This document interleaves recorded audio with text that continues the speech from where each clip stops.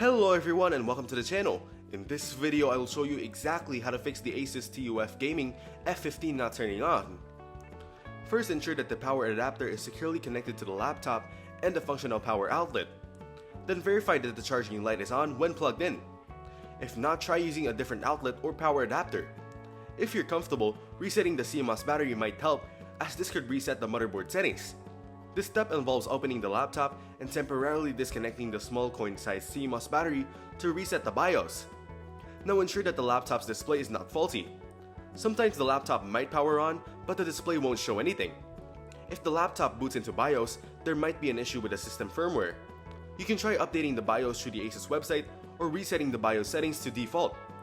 If none of these solutions work, it might be a more serious hardware issue, such as a faulty motherboard or power circuit.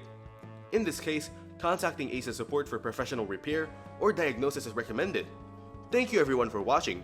Hope you got some value. Make sure to like the video and subscribe to our channel. Leave a comment down below. See you in the next one.